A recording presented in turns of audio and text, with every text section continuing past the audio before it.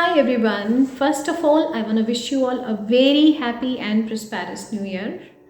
Guys, prosperity in any society is just in terms of how much a society uses innovation, of how much technological advancements have been there, and how much materially that society has been developed.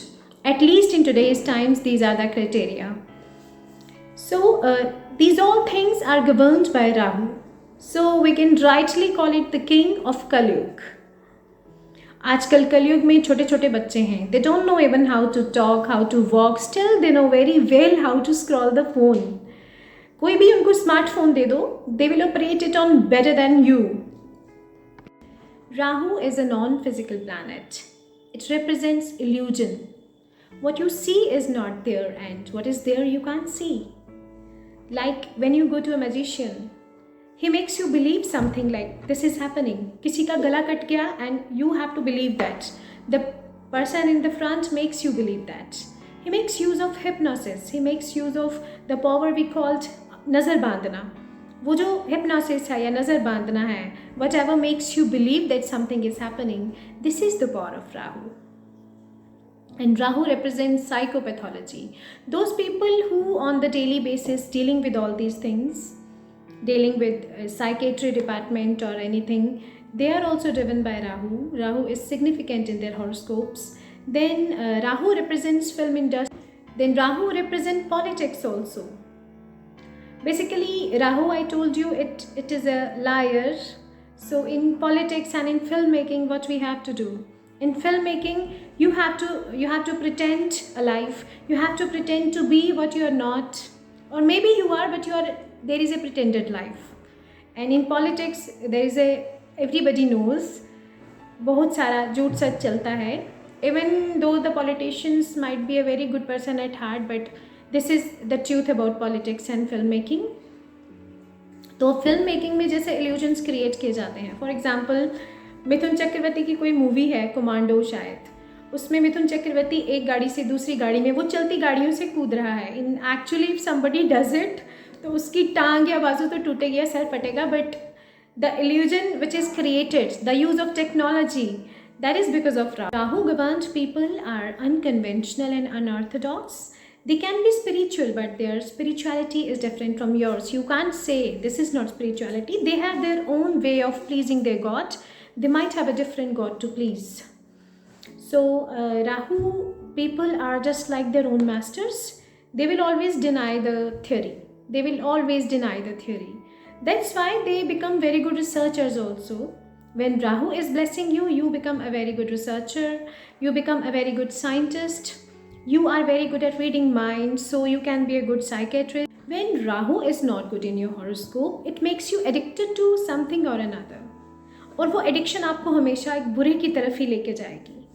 See, addiction can be of many types. Some people are addicted to reading. Some people are addicted to acting. Some people are addicted to astrology. So, when Rahu is badly placed, your addiction is not productive. A person might be addicted to alcohol. वो सारा दिन पड़े रहना, then पागल हो जाना. These all things, maladaptive behaviors come into the scene when your Rahu is afflicted. ऐसा इंसान बोलता जाएगा, especially if it is in second house. तो वो बिना बात के बोलेगा, दूसरों को offend कर देगा. Suddenly temper tantrums होंगे. जो टेम्पर टेंट्रम्स हैं ये अच्छे राहु वाले को भी हो सकते हैं, बिकॉज राहु जो है वो सडनली रिएक्ट करता है. And Rahu has the behaviour of exaggerating. Whatever the people do, they exaggerate it. If they are spiritual people, they are preachers, they will exaggerate their spirituality. They will exaggerate whatever they do have. ये rich होंगे तो ये ऐसे pretend करेंगे कि ये बहुत ज़्यादा रिच दिखेंगे. ये एग्जैजरेट कर देंगे हर चीज़ को. Obsessive disorders हो जाते हैं when your Rahu is malefic, when Rahu is not in good position.